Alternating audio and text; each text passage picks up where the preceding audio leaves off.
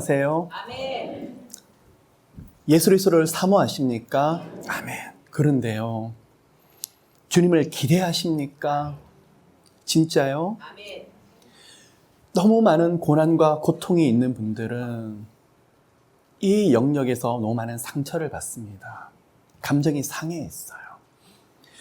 기쁜 일이 있어도 별로 웃지도 아니하고 슬픈 일이 있어도 별로 눈물이 나지가 않습니다. 그리고 기대감이 별로 없습니다.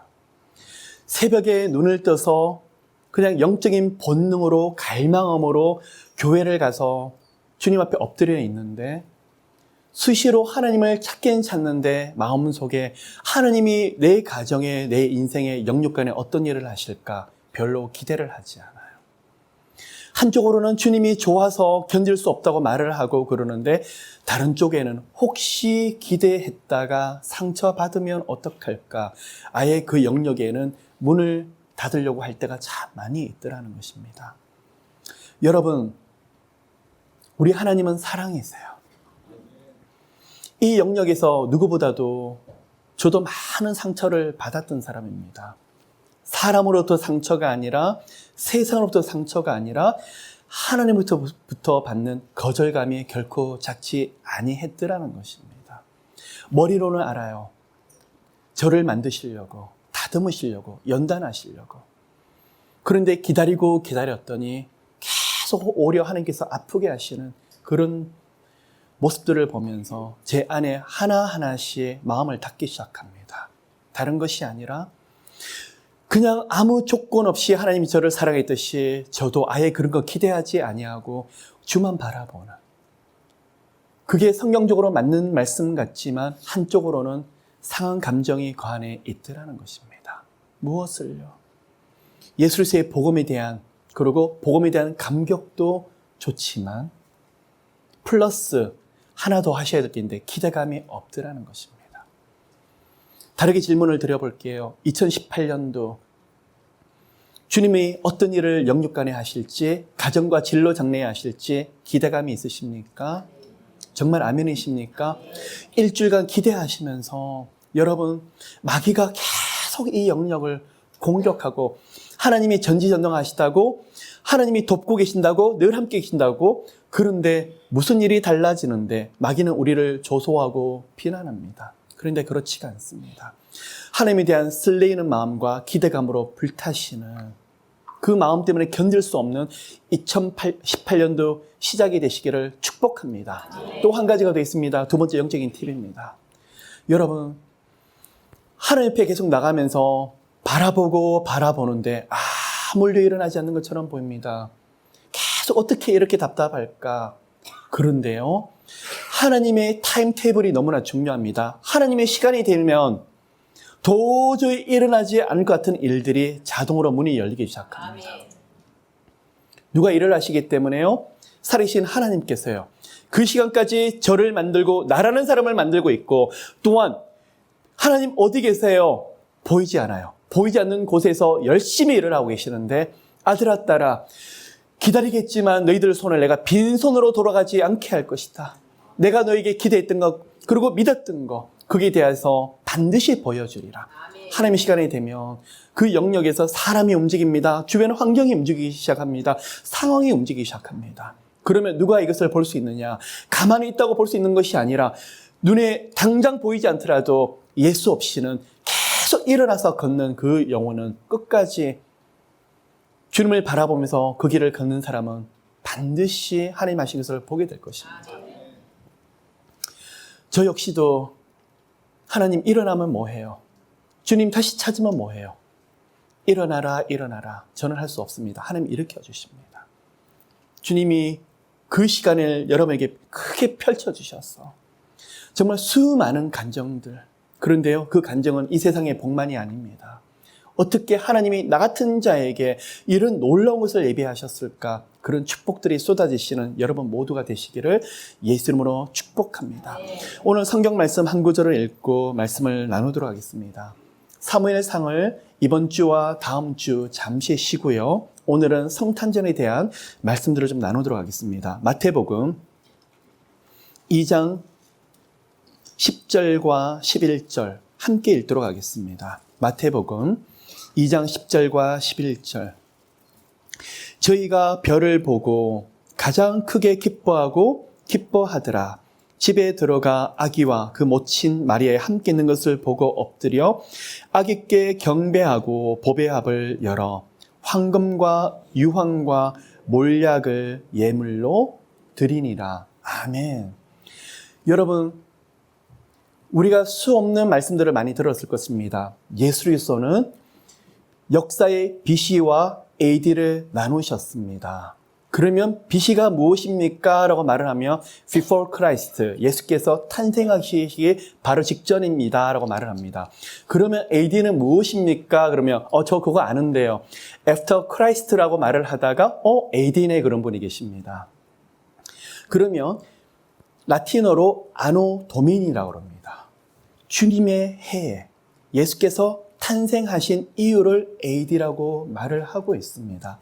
여러분, 그러시면 예수께서 여러분의 영적인 인생만 BC와 AD를 가는 것이 아니라 여러분의 가정도, 여러분의 진로 장래도, 인생의 모든 영역도 BC와 AD를 나누시는 예수 그리스도를 깊이 경험하는 모두가 되시기를 축복합니다. 그러면 오늘 이 말씀에 대해서는 수없이 들었을 것입니다. 배경이 어디입니까? 장소적인 배경은 베들레헴입니다. 그리고요, 아기 예수께서 태어나셔서 어디에 누워 계십니까? 구유에 누워 계신 것을 우리는 수없이 들었을 것입니다. 동방박사가 왔는데 황금과 모략과 향유를 드렸다는 것도 우리도 잘 알 것입니다.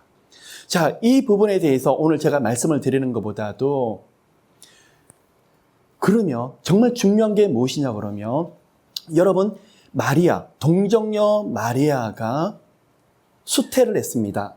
잉태를 했습니다. 그러면 수태 고지를 받았던 장소가 어디일까요?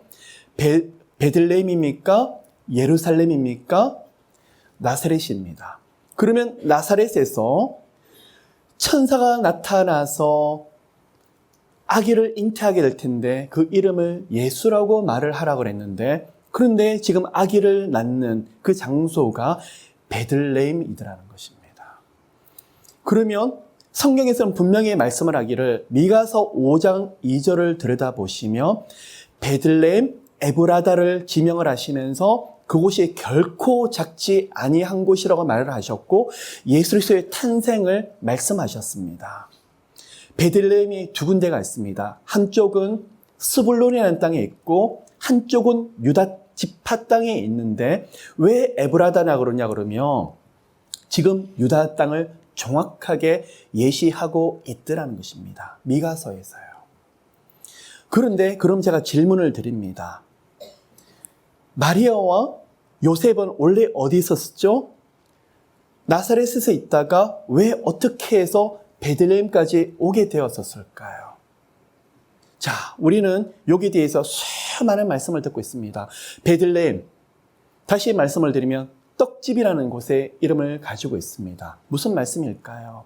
베들레헴, 예수께서 생명의 떡이 되실 것이며 그 떡을 먹는 자가 예수 그리스도의 은혜 안에서 풍성함을 누리게 될 것이라는 것을 베들레헴의 탄생을 통해서 예시하고 있습니다.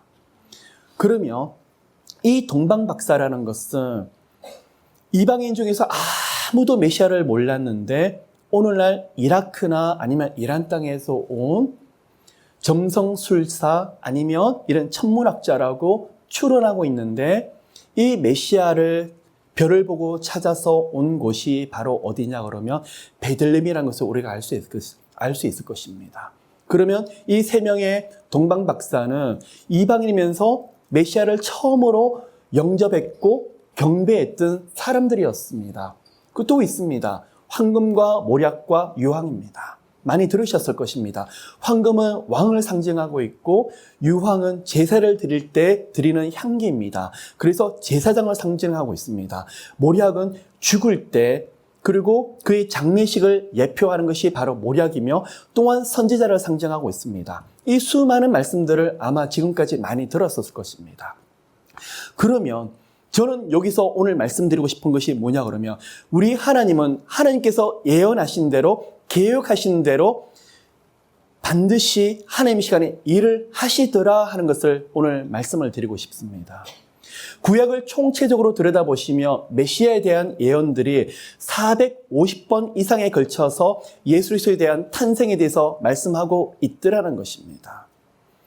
여러분 잘 아시는 대로 아담과 하와가 범죄를 했었을 때 이들이 그 범죄 때문에 두려워서 벌벌 떨고 있었을 때 하나님께서 짐승의 가죽을 옷을 입혔던 것을 기억하실 것입니다. 그것을 우리는 원시복음이라고 말하고 있습니다. 나중에 예수 그리스도의 피 흘림에 대해서 예시하셨고 예표하셨던 것이었습니다. 또한 아벨을 죽였던 가인에게 기회를 주었지만 그는 하나님에 대한 관심이 없었습니다. 그래서 가인의 동생인 셋에게서 기회를 주었지만 나중에 셋의 아들들도 세상이 좋아서 세상으로 돌아가다가 범죄를 하게 되고 그 후로 물로 심판을 받았습니다. 여러분 잘 아시는 대로 노아의 방주. 결국 누구를 상징하고 있습니까? 예수 그리스도의 십자가의 죽으심을 상징하고 있습니다. 그리고 노아의 세 아들을 통해서 셈과 야벳과 함을 통해서 하나님께서는 많은 또 족속을 만드시고 아담에게 꿈꾸셨던 것을 꿈을 꾸길 원하셨지만 이들이 또 세웠던 높은 탑이 있었습니다. 그게 무엇입니까? 바벨탑이었습니다. 하나님께서는 그것을 무너뜨리시고 한 사람을 택하시는데 그를 통해서 하나님 나라를 만들길 원하셨습니다. 그가 누구입니까? 아브라함입니다. 그럼 아브라함을 통해서 이스라엘 나라, 이스라엘 땅을 만들길 원하셨지만 총체적으로 그 가운데 의미가 하고 있는 것은 이 땅에서 이스라엘이 아니라 결국은 하나님을 경배하는 자, 훗날 예수 그리스도를 통해서 하나님의 백성이 될 그 이스라엘 백성들을 상징하고 있는 믿음의 조상이 누구냐 그러면 아브라함입니다. 그러면 창세기부터 흘러나오는 하나님의 꿈이 누구를 향하고 있냐 그러면 예수 그리스도를 통해서 정확하게 흘러가고 있더라는 것입니다. 여러분 야곱이 12아들이 있었던 것을 기억할 것입니다. 그 12아들 중에서 영적인 장자권을 세습했던 사람이 누구냐 그러면 유다였습니다. 그런데 그 중에 한 아들 스불론이라고 있습니다. 스불론을 보면 그게 그에게 예언을 하기를 해변에 거하리로다 말을 하고 있는데 유다는 왕의 홀이 거기서 떠나지 아니하리라고 말하고 있는데 스불론에게서는 말씀하기를 해변에 거하게 될 것이라고 말씀하고 있더라는 것입니다. 나중에 훗날 자유주의 신학자들이 거기 봐라 스불론 지파들이 땅을 차지하고 있는 것이 무슨 해변이냐. 그래서 창세기의 이 예언들이 잘못되었고 나머지는 성취되었는지 몰라도 스불론 지파에 대한 예언들은 성취되지 아니했다라고 말하는 자유주의 신학자들이 있더라는 것입니다. 그런데 그렇지 않습니다. 스불론은 이스라엘 중에서도 주류에 속하지 아니하고 변방, 말씀을 드리며 이방 지역으로 생각되는 그 땅이 어디냐 그러면 스불론이었습니다. 그 땅 중에서도 가장 변방이 어디냐 그러면 나세렛입니다. 그러면 벌써 창세기 49장부터 야곱의 아들 중에서 스불론을 예언할 때 하나님은 이 나사렛이라는 곳을 염두에 두었는데 이스라엘 사람들도 철저히 무시하는 그 땅의 이름이 어디일까요? 나사렛인 거예요. 어느 날 다윗의 후손 중에서 아브라함부터 다윗 때까지 14대예요. 다윗부터 바벨론까지 14대, 그리고 바벨론부터 예수 그리스도까지 14대의 자손들이 내려가고 있는데 예수 그리스도의 육신의 아버지가 되는 요셉이 원래는 족보를 따지고 보면 그 지의 고향이 어디냐면 베들레헴이더라는 거예요. 그런데 어떤 이유로 추론하건대 아마 먹고 살기가 굉장히 힘들었던 것 같아요. 경제적으로 여러 집안 환경상 그가 옮겨가게 된 곳이 어디냐 그러면 나사렛이더라는 것입니다. 그러면 나사렛에서 나중에 약혼녀가 있는데 마리아를 만나게 되는데 어느 날 천사장 가브리엘이 와서 수태고지를 합니다. 예수 그리스도의 탄생에서 말씀하고 있습니다. 그러면 요셉과 마리아는 이 사실을 알았을까요? 몰랐을까요? 전혀 앞으로 벌어질 일에 대해서는 잘 몰랐을 것입니다. 그러면 역사를 움직인 분이 누구시냐 그러면 요셉과 마리아는 어떻게 될지 몰랐지만 하나님은 역사를 움직이셔서 정확하게 하나님께서는 그들을 인도하고 계시더라는 것입니다. 여기 잠깐 퍼즈 버튼을 누르도록 하겠습니다.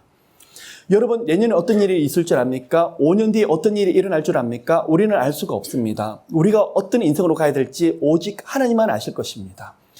그럼에도 불구하고도 때로는 우리가 이해되는 역사가 있고 주변 환경이 있지만 우리가 이해되지 않는다 할지라도 하나님은 정확하게 우리의 발걸음을 인도하고 계시라는 사실을 알고 계셔야 되더라는 것입니다. 그러면 이 말씀이 무엇일까? 어떻게 해서 나사렛으로 베들레헴으로 가게 될까? 왜 예수께서 이 시간에 태어나셔야 될까? 하는 의문들에 대해서 우리가 역사적인 사실을 좀 살펴보았으면 좋겠습니다. 여러분, 말라기 다음부터 마태복음까지 시간이 400년의 시간이 흐릅니다. 이 시간을 우리는 신구약 중간기 내지 영적인 암흑기라고 말하고 있습니다. 나라 없이 정치 없이 백성들이 떠돌아다녀서 암흑기라는 표현도 되지만 무엇보다도 말라기 이후로 그 어떤 선지자를 통해서 하나님이 말씀하지 않으셨기 때문에 영적인 암흑기라고 말씀하고 있습니다. 그럼 하나님께서는 뭘 하고 계셨을까요? 선지자는 비록 없지만 구약의 17권의 선지서를 통해서 예언하신 대로 예수의 탄생을 위한 환경을 만들어 나가시더라는 것입니다. 여러분 잘 아시는 대로 이스라엘 나라가 유다 나라가 바벨론에서 망했습니다. 그리고 바벨론 다음에 페르시아, 바사 시대입니다. 페르시아는 어디로부터 망합니까? 마게도냐, 오늘날 그리스입니다. 그리스 이후로 로마 시대가 되게 되는데 이 역사를 하나님께서 이끌어 나가시는데 그리스를 통해서 이 온 나라들이 하나로 통합되기 시작합니다. 무슨 언어로요? 헬레니즘이라는 철학과 문화와 그리고 헬라 언어로 통합되기 시작하면서 그전에는 뿔뿔이 언어가 흩어져 있고 족속이 흩어져 있는데 이 그리스를 통해서 구약의 성경이 하나의 언어로 번역되기 시작합니다. BC 300년 전에 있었던 이야기였습니다. 그러면 그 언어가 무엇일까요? 헬라어입니다. 구약의 성경이 헬라어로 번역되고 있는데 여러분이 소위 들었던 70인의 성경이 뭐냐 그러면 이 구약이 헬라어로 번역된 성경이었습니다. 그러면 곳곳마다 이 구약의 성경들이 하나님을 잘 모르더라도 수많은 이방인들에게 이 말씀들이 전파되기 시작을 했는데 그리스 다음으로 나타나는 시대가 무슨 시대였습니까? 로마 시대로 흘러 들어가더라는 것입니다. 그럼 왜 하나님께서 로마를 통해서 일을 하셔야만 됐을까? 이 로마처럼 강력한 제국이 없는데 모든 길들이 로마로 통했다는 사실을 알고 있었고 모든 나라들이 로마의 목면 하에서 있다 보니까 나중에는 이 예수 그리스도의 복음의 소식이 그 길을 통해서 어떻게 해요? 온 족속에 전파되기 위해서 하나님께서 로마라는 나라를 반대로 역이용하고 계시더라는 것입니다. 그러면 하나님께서는 이스라엘 백성들은 이해가 되지 아니했지만 하나님께서는 쓰시는 나라가 무엇이었을까요? 이 로마를 통해서 나중에는 훗날 예수 그리스도의 복음이 전파되도록 하는 큰 역할을 로마 제국을 통해서 하고 계시더라는 것입니다. 여러분, 예수께서 BC와 AD를 바로 나누었습니다. 그러면 그 바로 직전에 어떤 일이 있었냐 그러면 여러분 이 시대를 보시면 마태복음 2장 1절을 보시면 헤롯 왕 때라고 나오고 있습니다. 그럼 제가 말씀을 드렸죠. 지금 유다 나라를 헤롯 왕이 지금 다스리고 있는 것처럼 보이는데 이 시대의 나라의 모든 패권을 가지고 있는 나라가 어디였을까요? 로마더라는 것입니다. 그럼 이 말씀이 무엇일까? 헤롯 왕인데 어떻게 로마냐? 자, 이 헤롯 왕의 아버지가 지금 여러분 2장 1절을 보는 헤롯 왕이 누구냐 그러면 신약을 보시면 헤롯이라는 이름이 계속 나오는 것처럼 보이는데 총 몇 명의 헤롯이 나오냐 그러면 5명의 헤롯 왕이 나오고 있습니다. 그렇기 때문에 도대체 2장 19절을 보시면 헤롯이 죽은 후에 나오는데 그 다음부터 봐도 헤롯이라는 이름이 계속 나오고 있더라는 거예요. 그럼 헷갈리더라는 것입니다. 무슨 말이냐? 로마에 대한 역사에 대해서 너무 말씀을 많이 들으면 굉장히 어려워질 것 같습니다. 제가 간단하게 말씀을 드리겠습니다. 로마가 이스라엘을 침공을 해오는데 그때 로마의 침략 앞에서 가장 앞장섰던 사람이 누구냐 그러면 2장 1절에 나오는 헤롯 왕의 아버지가 안티파트라는 헤롯이 있습니다. 이 헤롯이 원래는 이스라엘 이 마카피 왕조라는 곳에서 그 밑에서 한 자리를 차지했던 사람이었는데 나중에 로마 폼페이 힘을 빌어가지고 쳐들어오게 됩니다. 그래서 BC 63년도에 로마에서 이스라엘이라는 나라가 완전히 무너지게 됩니다. 그리고 이 안티파트라는 사람이 얼마 뒤에는 죽게 됩니다. 그리고 그의 아들 2장 1절에 보시면 나타나는 이 왕이 누구냐 그러면 헤롯 왕인데 그의 이름을 우리는 대헤롯이라고 합니다. 이 대헤롯이 왕이 되어서 이스라엘 나라를 다스리게 되는데 이 사람이 BC 37년부터 시작해서 BC 4년까지 왕 노릇을 합니다. 그러면 이 사람이 백성들의 민심을 얻기 위해서 했는 것이 무엇이냐 그러면 성전을 건축하기 시작합니다. 그래서 예수께서 태어나셨을 때 성전을 미리 건축해둔 이 왕이 누구냐 그러면 여러분 보시는 2장 1절에 나오는 대헤롯 왕이더라는 것입니다. 근데 어느 날 동방박사들이 와서 이 대헤롯 앞에 와서 메시아가 탄생이 되었고 왕 중의 왕이 탄생이 되었다 그러니까 누가 기겁을 할까요? 이 대헤롯이라는 사람이 기겁을 하더라는 거예요. 자기 아버지부터 시작해서 왕이 되려고 얼마나 많은 돈과 조공을 갖다 바쳤는데 왕이 태어났더라 그랬더니 너무 놀라더라는 것입니다. 그래서 동방박사가 지금 뭐라고 했냐 그러면 베들레헴으로 가서 별자리를 찾아가서 보았더니 그곳에서 아기 예수가 태어났더라는 것입니다. 그리고 경배를 하고 돌아가려고 하는데 하나님께서 동방박사로 하여금 왕에게 가지 못할 것을 명하죠. 그리고 이 동방박사들이 피해서 갔는데 대헤롯이라는 사람이 발칵 뒤집히게 됩니다. 진짜 왕이 태어났는데 구약을 보니까 그 왕이 태어난다는 사람이 진짜 왕으로 왔네. 그리고 어린아이들을 대학살하기 시작을 합니다. 이때 계시에서 예수께서 내려가게 되는데 베들레헴에서 어디로 내려가게 됩니까? 애굽으로 내려가게 됩니다. 여러분 그러면 한 가지 질문이 있습니다. 마태복음 2장을 들여다보시면 왜 베들레헴으로 가게 되는지 장면에서 나오지 않고 있습니다. 그러면 누가복음 2장을 보면 이때 로마가 통합이 되게 되면서 최초의 황제라는 사람이 드러나게 되는데 그의 이름이 누구냐 그러면 가이사인데 가이사 중에서 아구소도라는 황제가 처음으로 등극하게 됩니다. 그러면 이 마리아와 그의 남편인 요셉이 지금 어디 있었죠? 원래는 나사렛에 있다가 어디로 내려오게 됩니까? 왕이 뭐라고 말하냐 그러면 다 고향으로 돌아가서 이제는 호적에다가 등록을 해라라고 명령을 하니까 모든 식민지 백성들은 자기 고향으로 돌아가라고 로마 황제가 명령을 하게 되니까 어디로 내려가게 되는 것이죠? 베들레헴으로 내려갔다가 그곳에서 마국간에서 아기를 낳게 되는데 누가 움직이고 있습니까? 로마 황제가 그 명령을 내리고 있더라는 것입니다. 그러면 이곳에서 동방박사 3명이 와서 경배를 하게 되는데 대헤롯이 이제는 발칵 뒤집힙니다. 그 아기를 이제는 죽여라. 2살 밑에 모든 태어난 아기를 죽여라. 그랬더니 하나님께서 뭘 하시냐 그러면 아기 예수를 애굽으로 피신을 시키시고 2장 19절 보시면 누가 죽습니까?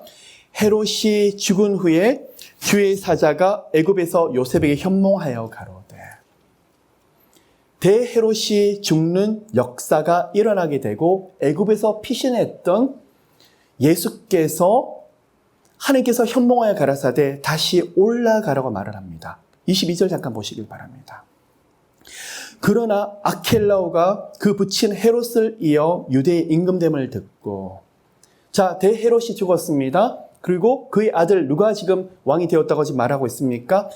아켈레오라는 사람이 왕이 되었는데 여러분 소위 이 사람이 누구냐 그러면 유대의 나라의 왕이 되고요.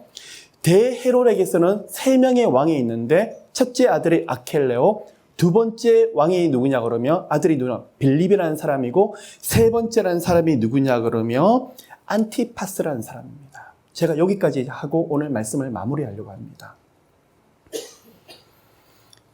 이 아켈레오라는 사람이 유대의 왕이 되고 빌립이라는 사람이 갈릴리 북동쪽에서 왕이 되는데 여러분 성경을 보시면 분봉왕이라고 들어보셨습니까?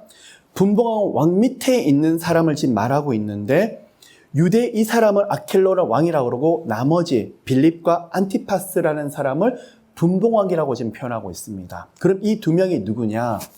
빌립이라는 사람은 갈릴리 북동쪽에서 왕을 하고 있고 예수께서 태어나셔 자랐던 갈릴리 지역의 왕이 누구냐 그러면 헤롯 안티파스라는 사람이 나중에 왕이 되게 됩니다. 그리고 이 헤롯 안티파스라는 사람이 누구냐 그러면 나중에 빌립의 아내를 데려다가 자기 아내로 삼습니다. 그 여인의 이름이 여러분 잘 아시는 대로 헤로디아라고 말을 합니다. 세례 요한이 그에게 헤로디아를 통해서 헤롯 왕에 가서 책망했던 그 사람이 누구냐 그러면 헤롯 안티파스라는 사람입니다. 이 사람을 조롱했다가 나중에 누가 죽게 됩니까?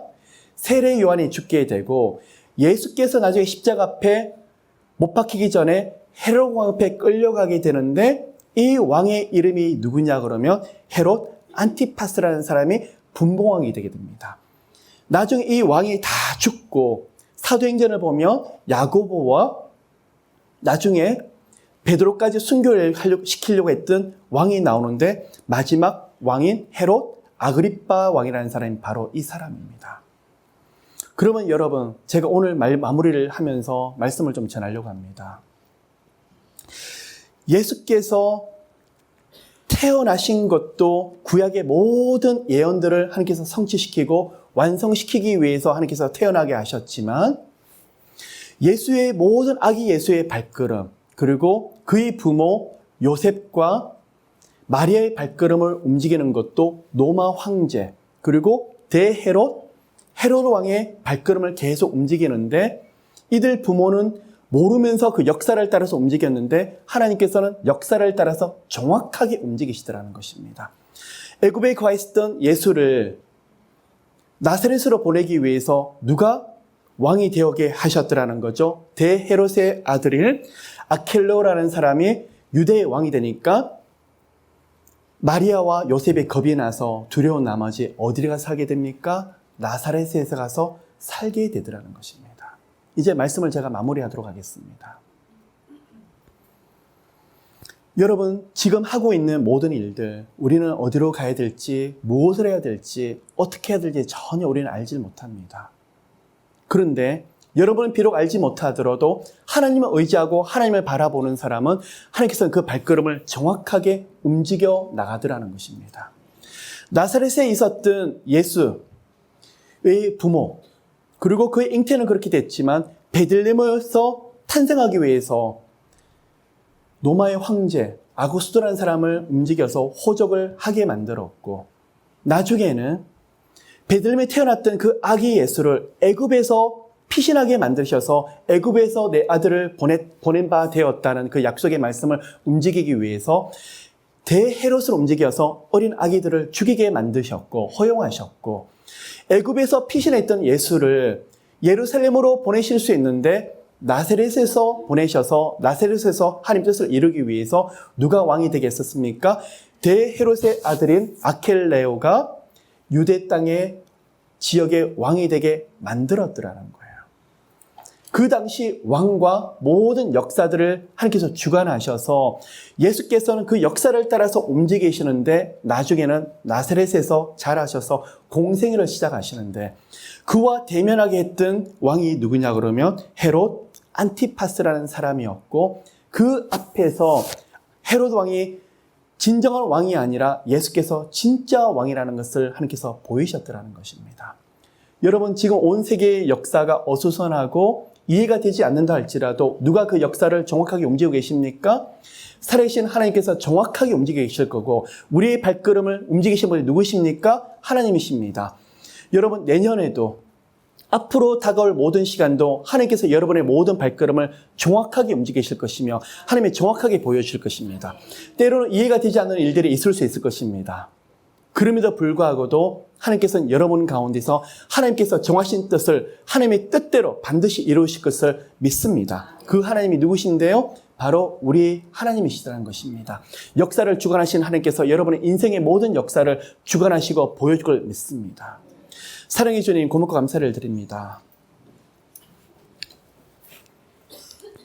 예수께서 베들레헴에 탄생하게 하셨고 또한 그의 모든 발걸음을 움직이셨던 우리 하나님. 어떤 계시와 예언을 통해서 애굽에 가게 하셨고 나사렛으로 가게 하셨지만 하나님께서 그 역사의 모든 것을 유다나라의 역사와 로마의 역사를 주관하셔서 예수의 부모가 그렇게 할 수밖에 없도록 만드셨던 우리 하나님. 그리고 세상이 어떻든 간에 그 하나님의 뜻을 한치 오차 없이 이루셨던 그 하나님. 그 하나님이 우리의 하나님인 것을 믿습니다. 세계 역사가 어떻고 저희들 민족의 역사가 어떻든 그러나 하나님께서 정하신 그 뜻을 반드시 이루어지게 될 것입니다. 하나님을 신뢰합니다. 하나님을 바라봅니다. 그 하나님을 바라보게 될 때 작게는 우리 가정의 모든 역사들, 개인의 모든 역사들이 주님의 뜻 가운데 크게 이루어지게 될 것을 믿습니다. 하나님, 저희들의 발걸음을 주님 인도하여 주시옵시고 주님, 저희들이 가야 될 곳을 분명히 인도해 주시옵시고 우리 눈에는 왜 이렇게 되나, 이런 일이 왜 일어나나라고 생각을 하지만 하나님께서는 약속하신 바를 반드시 이루시는 하나님. 스불론에서 약속하셔서 그곳에서 예수께서 자라게 하시고 베들레헴 에브라다에서 예수께서 태어나게 하셨고 또 애굽에서 보내셔서 내 아들을 애굽에서 보내셨다는 말씀을 이루게 하셨던 주님. 모든 역사를 통해서 이루시는 하나님. 저희들의 삶 가운데서 보여주시옵시고 인도하여 주시옵소서. 모두를 축복합니다. 감사드리며 이 모든 말씀 살아계신 예수 그리스도의 이름으로 기도를 드립니다. Lord, I need you.